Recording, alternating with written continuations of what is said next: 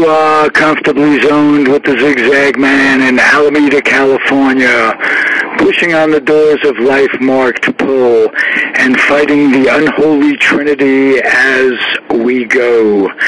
Big business, organized religion, and government.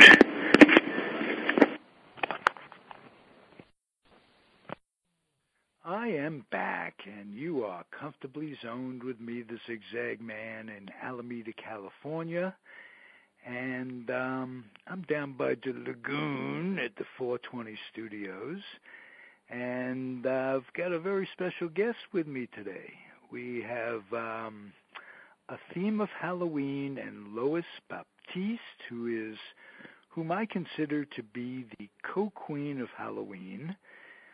Her sister Tally was on these microphones a few days ago and talked about Halloween and gave us an indication of what's going on and at her place. And she shares it with Lois, her sister, and we want to know about Halloween and the Alameda Food Drive. So here's Lois Baptiste. Hi, everybody. How's it going? I want to talk about the food drive that I'm having at my house, 908 Lincoln Avenue, Alameda, California.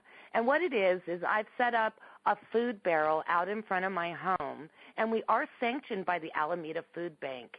And you just come on by and drop some non-perishable food, canned food, or rice, beans, peanut butter, tuna, anything like that. All donations are greatly appreciated. Let's talk about the food bank. The food bank has been in Alameda for a very long time. They are a very helpful resource. When my child was 2 years old, a very long time ago, I had lost my job, and I had relied on the Alameda Food Bank. They helped us out for 2 months until I got back on my feet. I have always been greatly appreciated of that experience and wanted to share it with other people. Just the fact that donating food to them makes me feel really wonderful, and I dig it. I love doing it. So if you wanted to make yourself feel wonderful and help out a friend, a neighbor, or a coworker, you never know when you're going to need it. You're never going to know when you're going to be down on your luck, but the Alameda Food Bank will always be there to help you if you need it. So we also do a wonderful thing on Halloween. We do a trick-or-treat out in front of our house. Please bring your children by. We have wonderful treats. We have wonderful little tricks.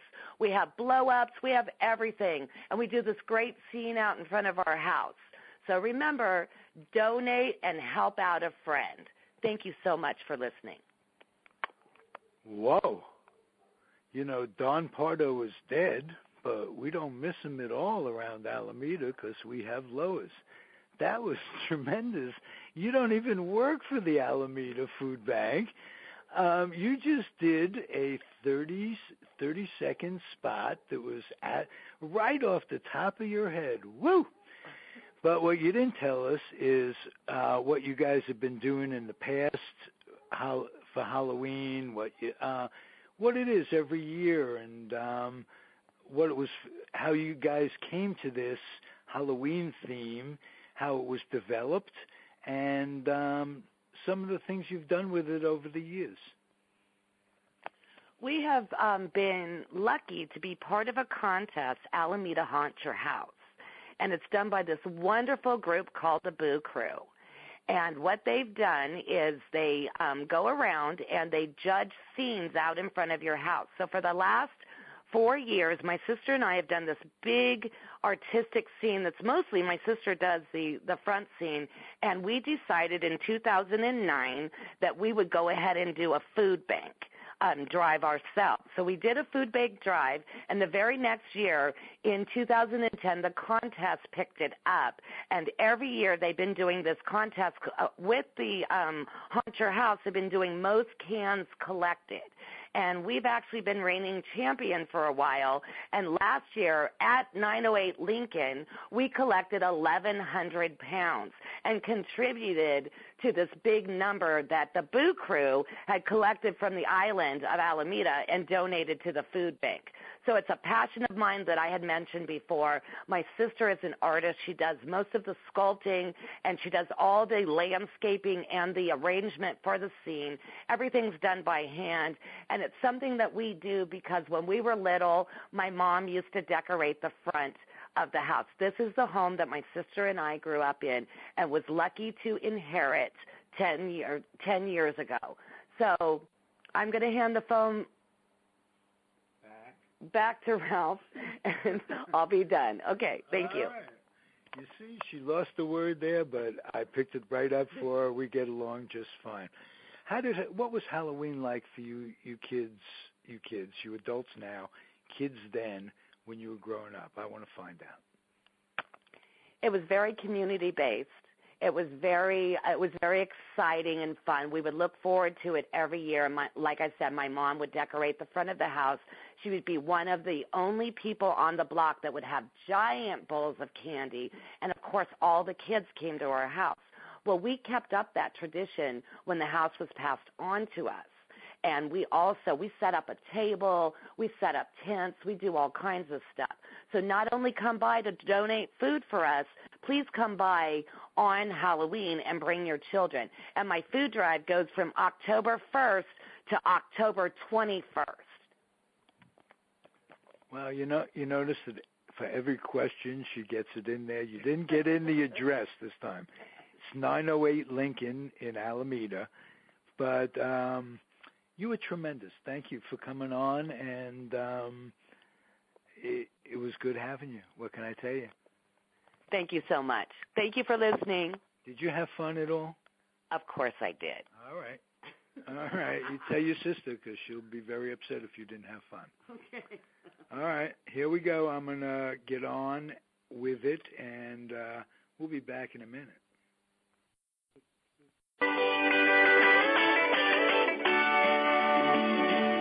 Well, it's all right, riding around in the breeze. Well, it's all right, if you live the life you please. Well, it's all right, doing the best you can. Well, it's all right, as long as you lend a hand.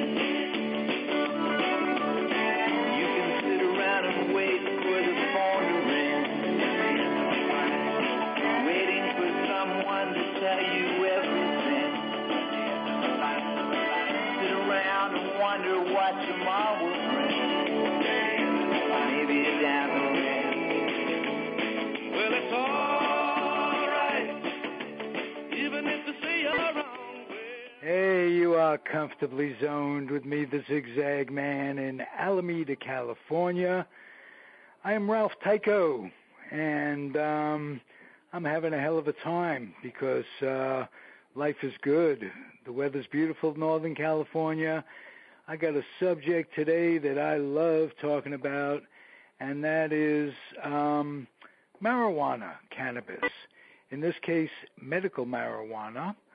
I live in California where it's legal to obtain and smoke medical marijuana, and it really doesn't take very much to get a card.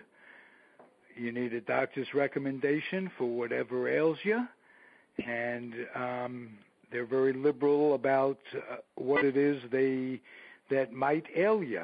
Everything from floating anxiety to multiple sclerosis. Marijuana helps the ill effects of all of those things in one way or another, and it's been rumored to do an awful lot of things that have yet to be determined whether or not that it actually does it. We haven't had as much testing on certain things as is to match the claims for various in sundry things such as oils, marijuana oils, reducing sizes of tumors and stuff.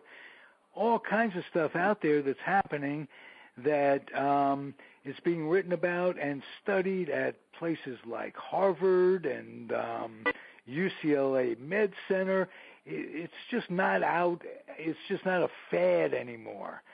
And I am lucky enough to have a fellow from Pennsylvania. His name is John Milliken, and he's going to talk to us about what a state that is trying to legalize marijuana for medicinal purposes is going through right now, and where they stand and what the obstacles are, and are they taking examples from California, for instance, Colorado, Washington? What is it? What do you hear? What do you say, John Milliken from not New Jersey, from New Jersey, Pennsylvania, right next to New Jersey, right next door to Pennsylvania. You know, I went to camp literally on the borderline up in the Poconos between Pennsylvania and New Jersey. So to me, they're both the same states. They here's the Kitty Camp, ladies and gentlemen. KLC, KITTATINNY, Kittatinny, Yay Camp. A few of you out there will smile at that. What do you say, John? What's happening in Pennsylvania in terms of marijuana? I've been involved off and on with several of the various legalization pushes, and just involved in a lot of research. I've done campaign work for several different races, and have just done some freelance work and information on them. I've attended rallies. I've done the whole bit, but it's really awkward in Pennsylvania. I mean, it tends to be a Democratic state because of the Philadelphia and the Allentown Poconos area, and then the rest of it is the complete opposite. And my local House representative is actually leading the charge in this, and they're working on this bill, and it's actually a pretty good bill, but he's wanting to remove PTSD and chronic pain for non-veterans. In other words, only military and ex-military members would be able to obtain a medical marijuana prescription. And his reasoning behind that is because basically anyone else with those symptoms is faking it to just get legal pot. And really? Well, that's pretty much a little backward, because again, I live in a state where it is legal for medical purposes, and the restrictions are very few. So it's kind of sad, because I've seen the effects on it of long-term use on a personal basis, and it enriches one's life, and it certainly serves as a sedative. It serves as an aid to increase appetite, and a wonderful way of reducing blood pressure and stress.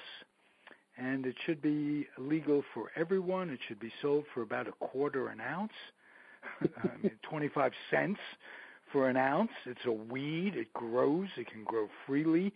When you don't want it to grow, it can grow.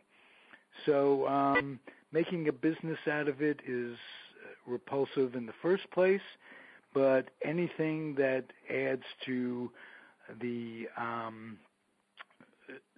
health of folks and their ability to be free and not be governed by craziness. So I know what you're going through. I'm sorry.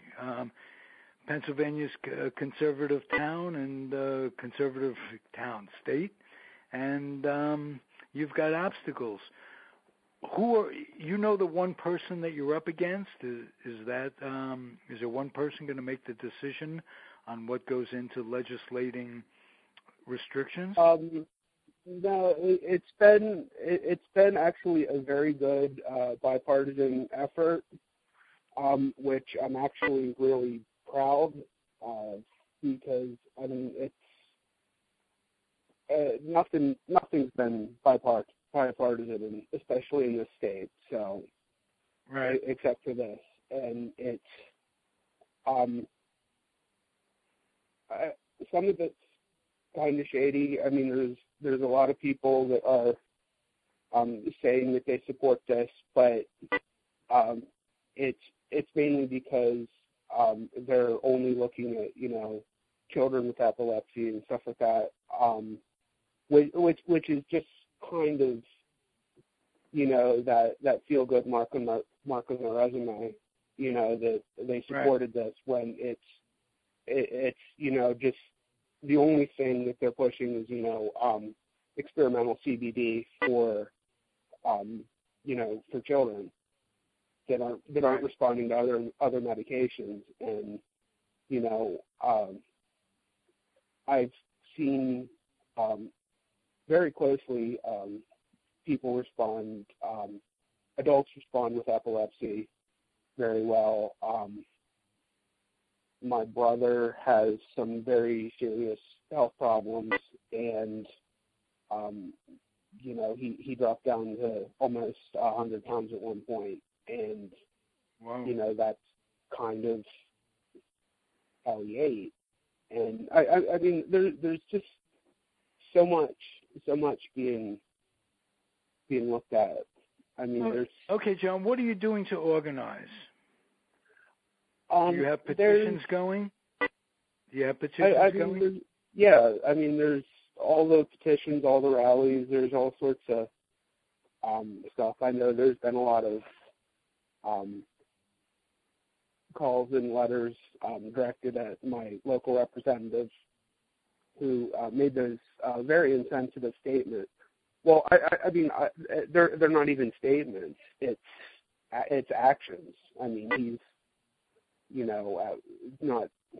not just saying these things. He's acting on his statements. And I mean, I've been involved in 2 very serious car accidents, and I've been diagnosed with PTSD from that, and it's very real. It's well, to say someone is fake, to out and out say somebody, an entire group of folks is faking, it sounds ridiculous. I can't believe people will take someone who says something like that, using words like all or never or everybody. It's craziness. So my advice: you gotta find allies in the press and the media. Is there anybody you can go to on a regular basis that will give you objective reporting? Yeah, the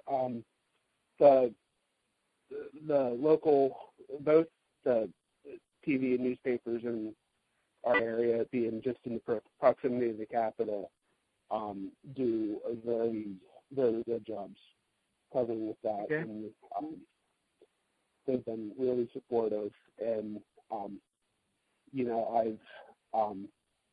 I know some people. Pennsylvania Hempland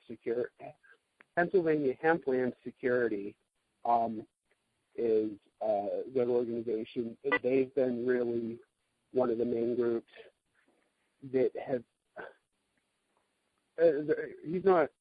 Les isn't like organizing it. He's like organizing the various, parents groups and Alzheimer's support groups, and just even like looking at industrial hemp for farming. He's just been organizing all the different groups to get together and get a unified message, and he's working very hard at that. And it sounds like you guys are doing great work. I'll make one suggestion to you. If you can Google folks and you can word it any way you want. Google folks who are celebrities, athletes, people that are politicians, well-known people who have benefited from marijuana and the use of marijuana, how it's enriched their lives, increased their ability to look within themselves and think rationally, an awful lot of things. Google those people. A lot of people are very proud of it, and take the people who have accomplished things in their personal and their business and their athletic careers, whatever it is, and use those people as an example that pot isn't just Cheech and Chong and riding around in a van and smoking all day and having a good time, like me. I mean, there are very accomplished people out there that do wonderful things under the influence, if you want to call it influence, of marijuana. And a lot of lies have been told, a lot of lies about how it affects your driving, how it affects your ability to communicate with people. I mean, there's craziness going on, and a lot of it is, as you'll find out, is somewhere along the line, your biggest proponents will be people in churches. You know why that is? Because marijuana encourages people to think, to look with it, to question, to look within themselves. And the churches don't want people who think. They want sheep that go along. And I don't mean just churches. I mean synagogues, mosques, all of it, all organized religion. So they're going to come out against things that encourages examination of the truth. And marijuana certainly does that. It gets people thinking and talking and looking at things, and you go, whoa, this is silly. And, they're a big business, big bucks, tax exempt. They got it all going for them. They don't want to disturb what's going on. You know what I'm saying? Mm-hmm. All right, so that's going to be your opponent. And the way to come at those folks is with logic, like with anything else, because they're the folks that still haven't been introduced to science books. So it's going to be very difficult to be logical with them. And you're just going to have to make a concerted effort. That's all I can tell you, John. And you've been a pleasure to talk to. I really enjoyed getting, I'm putting this thing together to try to get people in different states to tell me what's going on so we could get the word out there and try to make the ultimate goal. First of all, for me, it was decriminalization. That still hasn't been done. We need to decriminalize before we legalize, because to make it legal for a select few while they're jailing other people just because they're healthy or they haven't gone in to make it official and get a card and all this, and because they may be faking because they have PSD, all that stuff, it's craziness. So you got to decriminalize first and get people's mindset to the point where this thing needs to be prescribed to help society. I mean, even a federal schedule change to 2 or 3 is hugely beneficial because it gives that recognition. Right. Absolutely. And it reduces the penalties, and it levels the playing field a little bit. Am I right? Yep, very much. All right. Hey, listen, I hope you'll come back from time to time. You're very informative. You're my Facebook friend, and I enjoy your opinions, and I enjoy communicating with you. Love talking to you, too. All right, John. Thank you very much. I know you got 2 kids. Your wife is keeping out of the way while you're doing this. Tell me about your kids. My son is 8. He's very much boy, loves soccer and baseball and video games and Legos, and we just have fun. And My daughter is 2 and every bit the princess. I mean, she's just all kisses and cuddles and hugs, and she still likes to be silly and jump around now and dance and all that fun stuff. And, you know, I'll probably go have a tea party tonight, so it's fun. Oh, that's terrific. And this, you know, if nothing more, this gives the listening audience and maybe helps spread the word that the people that want this stuff legalized, they're family people, they're regular people. You got a job, right, John? Yep. You go to work, you rent, you buy whatever it is, you got a car, you're living in the world. You're not just some criminal that wants to smoke a little weed behind the high school or whatever. You know what I'm saying? So you're helping to humanize marijuana smokers for me. And my goal again is legalization and decriminalization and eventually legalization for everybody all over the country. It should be mandatory that it's legal. So keep up the good fight. I'm going to end the segment by ending it just like I do every one. I will implore you, John Milligan, and everybody out there to keep your dreams wet and your humor dry. Keep your children and your grandchildren out of military recruiting offices.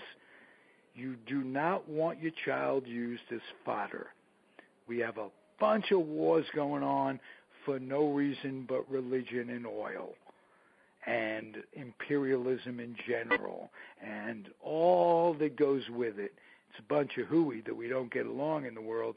Don't let your kid get caught up in that and forever change his or her mindset, at the very least, about how to go through life and experiencing things like whatever it is that you experience in the military, up at 5, all that stuff, it ain't all that much. It ain't all that great, let alone being sent over to bumfuck Egypt somewhere and go nuts. So, and very importantly, too, don't let your kids sit on laps of clerics that wear dresses. Very bad, just in general. I mean, not always, of course.